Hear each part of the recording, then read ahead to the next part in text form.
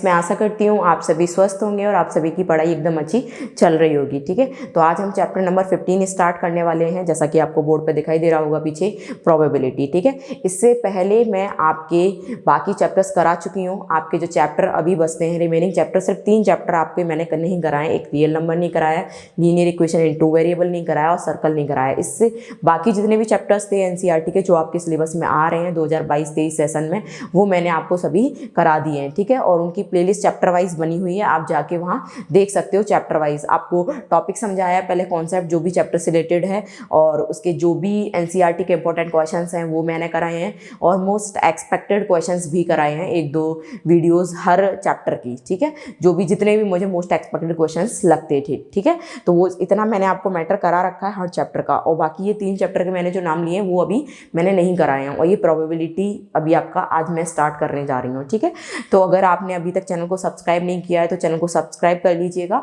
और इसके bell icon button को भी प्रेस कर लीजिए, जिससे कि आगे जो भी वीडियोस के नोटिफिकेशन है वो आपको आसानी से पहले से ही मिल सके, जिससे कि आपको पता चल सके कि हाँ ये डाला गया है। ठीक, चलिए तो प्रोबेबिलिटी हम स्टार्ट करते हैं। क्या है प्रोबेबिलिटी? हालांकि डेफिनेशन कभी पेपर में नहीं आती है पूछने को कि define the probability, right the definition of probability, इस तरीके से नहीं आता है, लेकिन हमको पता होना चाहिए प्रोबेबिलिटी होता क्या। हम 10th क्लास में पढ़ रहे हैं, क्या होता है आखिरकार प्रोबेबिलिटी। अगर देखो मैं डेफिनेशन पर नहीं जाऊं तो जनरल भाषा में अगर मैं तुमसे बोलूं तो प्रोबेबिलिटी का मतलब है मोस्ट प्रोबेबल। हम कई बार किसी सेंटेंस में कई बार यूज़ भी करते हैं, मोस्ट प्रोबेबली मेरा ये काम हो जाए, प्रोबेबिलिटी है कि ऐसा हो जाए। ठीक है, मतलब ऐसा हम बोलते हैं कि मतलब मेरी ना प्रोबेबिलिटी है कि मैं शाम को बाजार जाऊं, इस तरीके से मैंने कोई सेंटेंस बोला। मतलब पॉसिबिलिटी एक तरीके से वो पॉसिबिलिटी को रिप्रेजेंट करता है, कहने का मतलब संभावना, वो संभावना को बताता है कि मैं मार्केट जा भी सकती हूँ या नहीं भी जा सकती हूँ। आगे बात समझ में? देखो प्रोबेबिलिटी के हमेशा 2 पहलू होते हैं। देखो किस तरीके से 2 पहलू, एक सिक्के के 2 पहलू होते हैं, एक हेड और टेल। ठीक है, आपने किसी भी कॉइन को मतलब टॉस किया तो आप उसमें बोलते हो कि या तो हेड आएगा या टेल आएगा या कुछ और भी आता है। ठीक है, कई बच्चे अज्यूम करते हैं अरे आंधी तूफान आ गया तो उड़ गया, ये हो गया वो, तो उस तरीके से आपको रिएक्ट नहीं करना है। मतलब 2 ही कंडीशन हो सकती हैं उसकी कि या तो हेड आएगा या फिर क्या आएगा, टेल आएगा। ठीक है, और कुछ नहीं आ सकता सपोज। तो ये सब क्या है, आपकी प्रोबेबिलिटी है। ठीक, तो प्रोबेबिलिटी का मतलब है संभावना, काम हो भी सकता है और नहीं भी हो सकता है। मतलब अगर आपने कहा, जैसे सपोज करो कि आपने कोई एग्जाम आप दे के आए, तो आपने कहा कि मैं एग्जाम में ना पास हो सकता हूँ। आपने क्या कहा, एग्जाम में मैं पास हो सकता हूँ या हो सकती हूँ, तो सामने वाला अपने आप ही क्राइटेरिया लगा सकता है कि ये यार एग्जाम में फेल भी हो सकती है ना। अगर आपने कहा मैं आपने किसी से आप सेंटेंस बोल रहे हो मैं 90% तो 90% पेपर में पास हूँ, तो सामने वाला अपने आप ही लगा लेगा कि 10% फेल भी हो सकता है, पॉसिबिलिटी उसकी फेल होने की भी है। तो ये आप प्रोबेबिलिटी में बात कर रहे हो किसी से भी, किस में बात कर रहे हो, प्रोबेबिलिटी में। तो देखो प्रोबेबिलिटी क्या होता है, probability is a branch of mathematics deals with calculating the likelihood of a given events occurrence. कोई भी इवेंट अकर करवाया जाता है, कोई टॉस किया गया कॉइन, या फिर कोई डाई मतलब उछाला गया है, या फिर कार्ड्स के बारे में इवेंट बताया गया है, या आप कोई एग्जाम दे के आ रहे हो, मतलब कुछ भी इवेंट हो सकता है। तो इवेंट अकरिंग, ये मैथमेटिक्स की एक ब्रांच है जिसमें हम इवेंट्स अकरिंग के क्या करते हैं, कैलकुलेशंस करते हैं। और देखो जो आपका प्रोबेबिलिटी चैप्टर है वो इतना अच्छा चैप्टर है। क्यों इतना अच्छा चैप्टर है, मतलब मैं आपको जिस तरीके से आज समझाऊंगी मुझे नहीं लगता कि आपको इसके अलावा कोई भी डाउट इस चैप्टर में रहने वाला है। अगर आपको अभी तक ये चैप्टर समझ में नहीं आया तो आगे बहुत अच्छे से आपको इस चैप्टर के डाउट्स क्लियर हो जाएंगे। प्रोबेबिलिटी चैप्टर खुद बता के चलता है कि मेरा answer always lie between 0 to 1। मतलब ये वाला टॉपिक सबसे पहले मैंने बता दिया। क्यों? क्योंकि प्रोबेबिलिटी खुद कहता है कि मेरा आंसर 0 आ सकता है या 1 आ सकता है या 0 और 1 के बीच में लाई कर सकता है। मेरा आंसर कभी 1.2 नहीं आ सकता, प्रोबेबिलिटी खुद कह रहा है इस बात को। और प्रोबेबिलिटी में आंसर कभी नेगेटिव नहीं आ सकता, 0 से लेस देन नहीं आ सकता। आगे बात समझ में? कितना अच्छा चैप्टर है हमेशा। और लेकिन इतना अच्छा तो है, लेकिन 0 से 1 के बीच में पता नहीं कितने इनफाइनाइट डेसिमल्स लाई कर सकते हैं। ठीक है, इनफाइनाइट हम पता भी नहीं कर सकते, इतने मतलब इसके बीच में डेसिमल आ सकते हैं 0 और 1 के बीच में। लेकिन इतना तो पता है ना, हमें नेगेटिव नहीं आ सकता और 1 से बड़ा नहीं आ सकता। 1 आ सकता है जीरो आ सकता है, वो भी बताऊंगी मैं, 1 किस केस में आता है, 0 किस केस में आता है, डेफिनेशंस हैं पीछे लिखी हुई हैं। लेकिन मैंने अभी सिर्फ आपको बताया, पेपर में कई बार लिमिट या रेंज के नाम से पूछा जाता है। प्रोबेबिलिटी की लिमिट बताओ तो आप कहेंगे प्रोबेबिलिटी की लिमिट 0 to 1 होती है, प्रोबेबिलिटी लाई बिटवीन 0 to 1, ठीक है। 0 हो सकती है, 1 हो सकती है, और या 0 और 1 के बीच में लाई करती है। तो ये वाला टॉपिक सबको समझ में आ गया होगा, ठीक है। अब देखिए प्रोबेबिलिटी का एक छोटा सा फॉर्मूला होता है। प्रोबेबिलिटी किसी एक्सपेरिमेंट या कोई इवेंट हमारा हुआ है तो उसका फॉर्मूला होता है नंबर ऑफ फेवरेबल आउटकम्स। ये क्या है? Number of favourable outcomes upon total number of outcomes. आगे बात समझ में? ये फॉर्मूला है, ये याद करना है आपको। हर क्वेश्चन करने से पहले इस फॉर्मूले को तो आपको आंख बंद के लिख देना है, ठीक है। फॉर्मूले के भी आधा नंबर तो मिल ही जाता है, ठीक है। अगर कई बार अगर नहीं भी लिख के आओगे फॉर्मूले का तो मार्क्स कट भी जाता है, वो डिपेंड करता है एग्जामिनर पर कि वो किस तरीके से चेकिंग करता है, ठीक है। तो आप पी ऑफ ई का क्या लिखोगे? Number of favourable outcomes upon total number of outcomes. तो ये आपका प्रोबेबिलिटी का फॉर्मूला हो गया, ये आपको याद करना है, ठीक है। इसको किस तरीके से हम क्वेश्चंस में अप्लाई करेंगे वो आपको मैं क्वेश्चंस में बताऊंगी।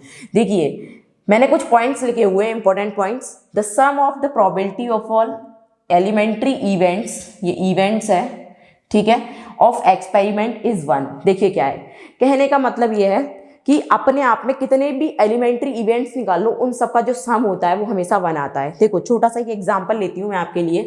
आपने कहा, हम परसेंटेज में बात करते हैं थोड़ी सी। आपने कहा मैं कोई एग्जाम दे के आई, मैं 80% इसमें पास हो सकती हूँ। क्या बोला आपने? मैं 80% इसमें पास हो सकती हूँ। सिर्फ आपने इतना बोला। मैं अपने आप आइडिया लगा लूंगी कि आप 20% फेल भी हो सकते हो एग्जाम में। ये सामने वाला अपने आप ही आइडिया लगा लेगा, आपके बोलने की जरूरत ही नहीं है उसको, ठीक है। वो कहेगा कि आप 80% पास हो रहे हो, 20% फेल हो रहे हो, क्योंकि टोटल परसेंटेज अपने आप में कितनी होती है?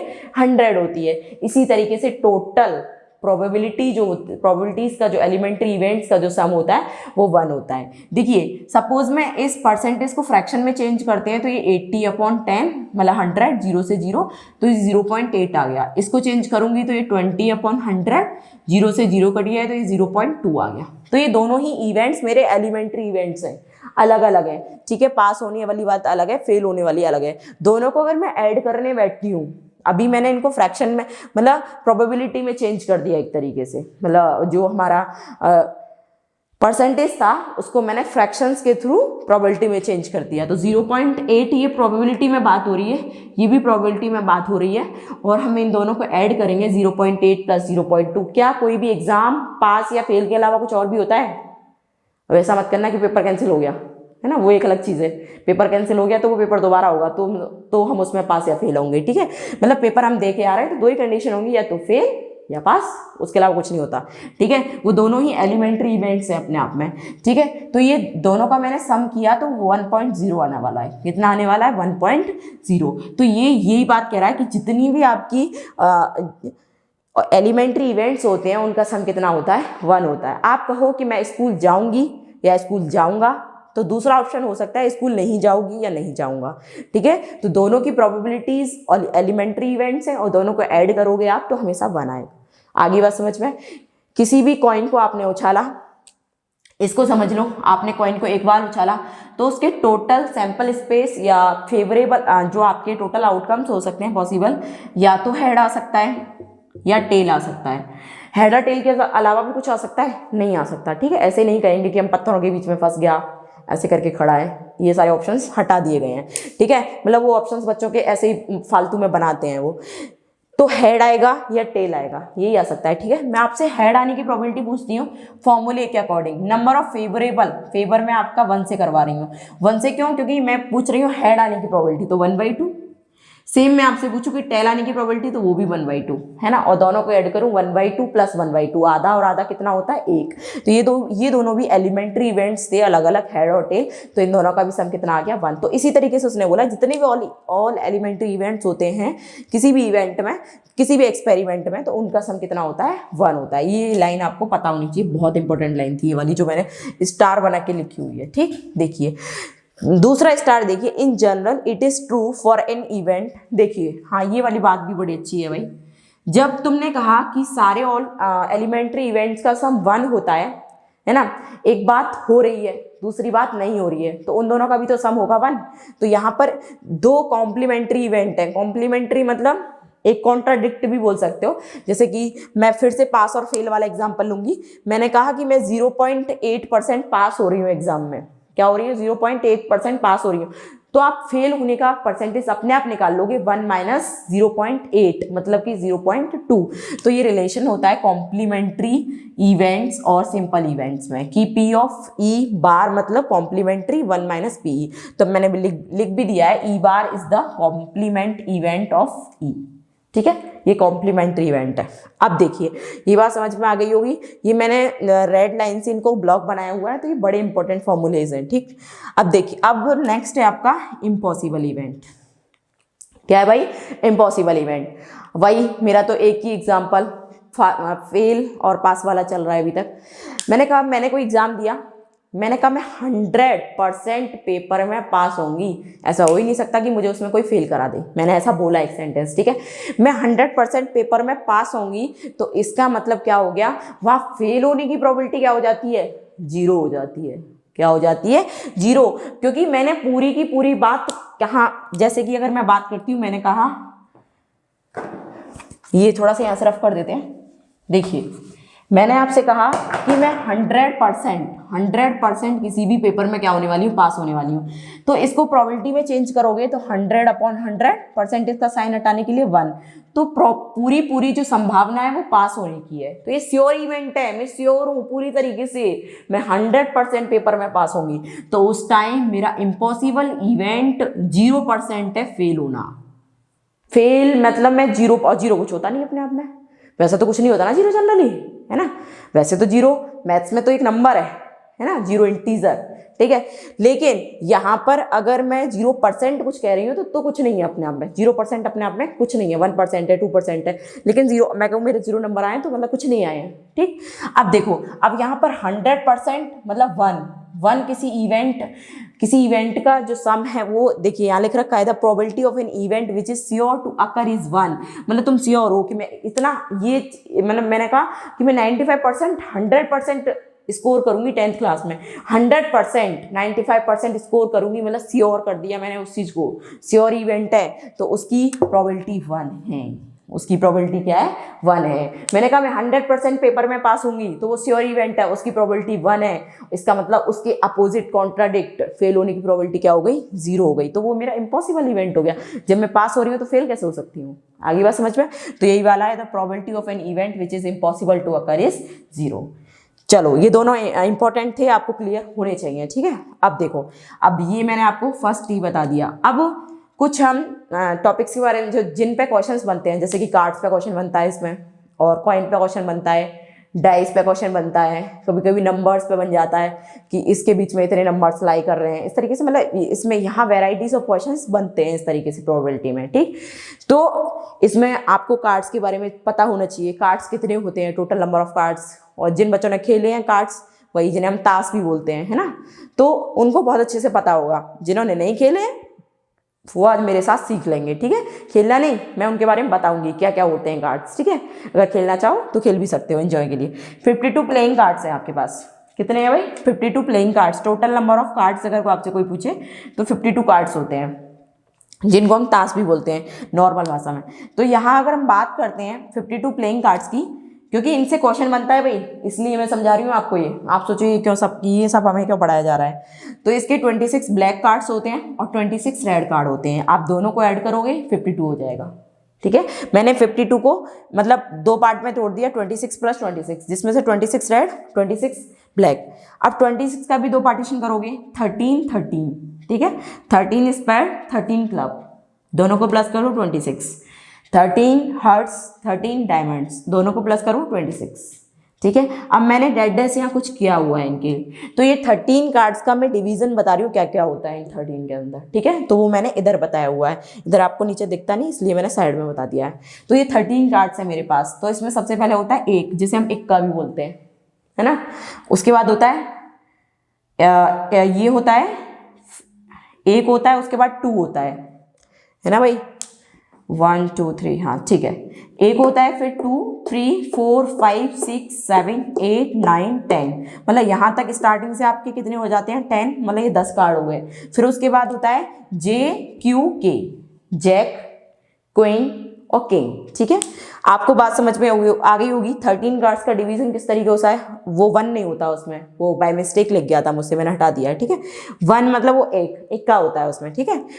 एक के बाद डायरेक्ट 2 आता है, तो यहाँ पर 1 2 3 4 5 6 7 8 9 10 तक होता है। फिर जे क्यू के ये होते हैं, और ये जे क्यू के जो आपके होते हैं, नीचे आपको ना दिख रहा हो तो इन तीनों को हम बोलते हैं फेस कार्ड्स। क्या होते हैं भाई, ये फेस कार्ड्स होते हैं आपके, इनको हम क्या बोलते हैं, फेस कार्ड। अब ये इस तरीके का जो कार्ड्स का 13 का डिवीजन है वो सब में है, इसमें भी है, इसमें भी है, इसमें भी है, इसमें भी है। इस तरीके से मैंने डॉटेड लाइन से रिप्रेजेंट किया हुआ है। अब एक बात बताओ, आपसे इन टोटल कार्ड्स में कोई पूछेगी फेस कार्ड कितने हैं सभी कार्ड्स में, तो 3 इसमें, जे क्यू के इसमें भी है, इसमें भी है, इसमें भी है, इसमें भी है, तो 3 3 3 3, तो कितने हो गए 12। तो आपके total number of face cards कितने हो गए 12, जो कि मैंने यहाँ लिखा हुआ है, ठीक है। अब बात आती है, मैंने पूछा total number of egg cards, मतलब एक का इसमें भी है, इसमें भी है, इसमें भी है, इसमें भी है, तो वो भी 4, ठीक है। तो ये भी, इन पर भी क्वेश्चंस बनते हैं अलग अलग, तो इसलिए मैंने इनको लिख दिया था, ठीक है। तो ये आपको टॉपिक अच्छे से समझ में आ गया होगा, ठीक। तो हम चलते हैं डाइज और कॉइन की तरफ, डाइज और कॉइन की तरफ, ठीक है, उसको भी समझते हैं क्या होता है उसके अंदर, ठीक है। हाँ, तो देखिए स्टूडेंट्स, हम स्टार्ट करते हैं। डाई और कॉइन के बारे में कुछ कॉन्सेप्ट है। मैंने आपको प्रोबेबिलिटी में जितना भी इंट्रो ये मैं पढ़ा रही हूँ, इसका मतलब ये समझिए 80% अब वो बच्चा क्वेश्चंस को कर लेगा। ये समझो कि 80% उसका चैप्टर कंप्लीट हो गया, 20% अब ये क्या क्वेश्चंस के साथ डील करना है, किस तरीके से हम अपने कॉन्सेप्ट को क्वेश्चंस के साथ लगाएंगे। अगर ये सब आपको नहीं पता है तो प्रोबेबिलिटी नहीं कर पाओगे, और ये सब पता होना आपको बहुत ज़रूरी है, ठीक है। देखिए, मैंने इससे पहले आपको बता दिया है डाई है। डाई क्या हो, डाई आप जानते हो कि जैसे कि तुम लोगों ने कभी लूडो खेला हो, ठीक है, तो उसमें डाई होता है, उसमें 1 2 3 4 5 करके डॉटेड होते हैं, 1 एक साइड 2, फिर 3 4 5 6, इस तरीके से डॉटेड होते हैं, ठीक। तो उसमें सैम्पल स्पेस आपके कितने बन सकते हैं, टोटल नंबर ऑफ मतलब पॉसिबल आउटकम्स जो होते हैं उन्हीं को सैम्पल स्पेस बोलते हैं हम। तो 1 2 3 4 5 6 हो सकते हैं, ठीक है। तो नंबर ऑफ पॉसिबल आउटकम मतलब 7 उसमें आता ही नहीं है, तो आप 7 लिखो ही नहीं। 8 उसमें आता ही नहीं है ही नहीं, 8 कहाँ से लिख दोगे। 1 2 3 4 5 6 ही पॉसिबल आउटकम हो सकते हैं, उससे ज़्यादा नहीं होते उसमें, ठीक है।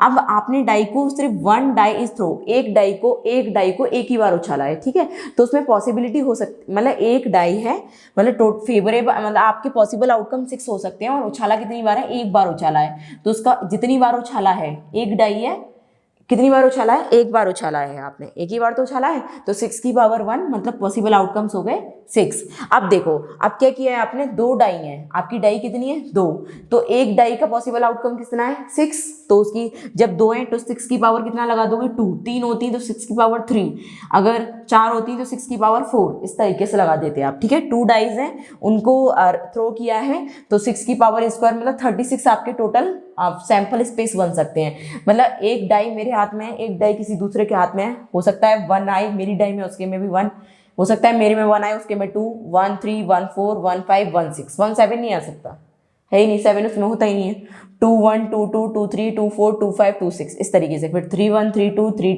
3 3 4 3 5 3 6, इस तरीके से आ सकता है। ऐसे ही 4 1 का 4 6 तक जाएगा, फिर 5 1 वाला 5 6 तक, और 6 1 6 6 तक। आप इन सबको काउंट करके देखोगे तो वो टोटल आपके कितने निकलेंगे, 36 निकलेंगे। अब आपसे कही कि हम लोगों के पास 3 डाइज हैं, मतलब 3 हम फ्रेंड्स हैं, हमारे पास, मेरे पास एक अलग है, 2 और है, उन सबके पास एक अलग है, हम सब ने एक साथ उछाला, तो उसमें पॉसिबल आउटकम कितने हो सकते हैं, तो 6 की पावर कितना लिखाओगे 3, तो कितना आएगा 216 सैंपल स्पेस बनेंगे, उसमें पेज भर जाएगा सैंपल स्पेस निकालने में, निकल तो आएंगे, ठीक है। कितने बनेंगे 216, आ गई होगी बात समझ में, ठीक है। 4 फ्रेंड्स होते, 4 एक साथ अपनी डाई को उछाल रहे होते, डाइस को, तो उसमें कितने बनते हैं 6 की पावर 4, को समझ में आ गया होगा मैं क्या कहना चाह रही हूँ, ठीक है। अब देखिए, अब कॉइन है आपका, क्या है कॉइन, 1 कॉइन टॉस्ड वंस, मतलब एक कॉइन को एक बार उछाला है, मतलब एक कॉइन को उछाल रहे हैं, तो उसमें सैंपल स्पेस क्या, या तो हेड आ सकता है या टेल आ सकता है, और कुछ है ही नहीं उसमें, और कुछ होता ही नहीं है। तो 2 पॉसिबल आउटकम्स हो गए हमारे, या तो टेल या फिर हेड। तो हमने मतलब कॉइन को कितनी बार उछाला है, एक बार उछाला है, तो 2 की पावर 1 मतलब 2, ठीक है। अब वो उसी कॉइन को, या तो 2 कॉइन एक साथ उछाले गए हों, है ना, या एक ही कॉइन को बंदा 2 बार उछाल रहा है, ठीक। तो 1 कॉइन टॉस्ड एट ट्वाइस, मतलब 2 बार उछाला गया है, मतलब ये ऐसे भी बोल सकते हो कि 2 लोगों के हाथ में कॉइन है, एक के हाथ में अलग है, एक के हाथ में अलग है, वो उछाल रहा है तो एक के में हेड आ जाए, दूसरे के में भी हेड आए, पहले के में हेड आए फिर टेल आए, फिर पहले के में टेल आए दूसरे के में हेड, दोनों के में सेम टीटी आ जाए। आ रही है बात समझ में? तो यहाँ पर क्या हुआ है, यहाँ पर भी आप समझ सकते हो इसकी 2 की पावर 2, टोटल आपके पास सिक्के के पहलू कितने थे, 2 ही तो थे, उसकी पावर आप कितनी ट्वाइस कर रहे हो इस टाइम, ट्वाइस, दो बार उछाल रहे हो ना, तो आप 2 की पावर 2 मतलब 4, टोटल फेवरेट पॉसिबल आउटकम जो हो सकते हैं उसमें 4 हो सकते हैं। अब आ जाइए, एक कॉइन को 3 बार उछाला जा रहा है, कितनी बार, 3 बार, तो उसमें क्या हो सकता है, या तो triple H I, H H T I, S T H, S T T. अब ये मैं टेबल से बताऊंगी आपको, ये रटने की जरूरत नहीं है आपको, ठीक है। तो इसके नंबर ऑफ पॉसिबल आउटकम्स कितने हो सकते हैं, 8। तो ये भी आपने किस तरीके से निकाला है, 2 की पावर 3, भाई 3 बार है तो 2 की पावर 3 कर दिया। वो 4 बार कह रहा होता कि 4 सिक्के एक साथ उछाले गए हैं तो 2 की पावर 4, 5 सिक्के एक साथ उछाले गए हैं तो 2 की पावर 5, वही उसका क्या हो जाएगा, फिर मतलब पॉसिबल आउटकम हो जाएगा। ठीक, आगे बात समझ में। अब देखो कैसे, मैंने सिक्के को एक बार उछाला, या तो एच आएगा या टी आएगा, यही आ सकता है। फिर ये तो फर्स्ट टाइम उछालने वाला है, फर्स्ट टाइम, ठीक है। जब मैंने सेकेंड टाइम उछाला तो या तो एच में से फिर से एच आ सकता है या टी, फिर सेकेंड टाइम उछाला तो टी में से या तो एच आ सकता है या टी, तो क्या बनेगा, H H H H H T T H T T, इस तरीके से मल्टीप्लाइज करते जाते हैं। ये सेकंड टाइम के लिए हो गया, ठीक है। टेबल बनानी आनी चाहिए इस तरीके से, किसी का भी फोर्थ टाइम का भी निकाल सकते हो। थर्ड टाइम के लिए फिर से एच और फिर से टी, फिर से इसके पार्ट एच, फिर से ये टी, फिर एच, फिर टी, फिर से एच और टी। अब देखो कैसे करेंगे, थर्ड टाइम तीसरी बार के लिए हमने, तो H H H H H H, फिर H H T H H T, H T H T H, फिर H T T H T T, T H H T H H, T H T H T, T H T H, T. तो इस तरीके से, ठीक है। तो आप ऐसे ही अगर मान लो आपने फोर्थ टाइम के लिए और उछाल रहे हो उसको, तो ऐसे ही फिर से इसके एच टी पार्ट करते जाओ, इस तरीके से फिर होता जाएगा, ठीक है। तो ये सब आपको अच्छे से समझ में आ गया होगा, ठीक है। तो नेक्स्ट वीडियो जो भी इसके आगे आएगी उसमें हम करेंगे एनसीईआरटी के क्वेश्चंस, ठीक। Thank you.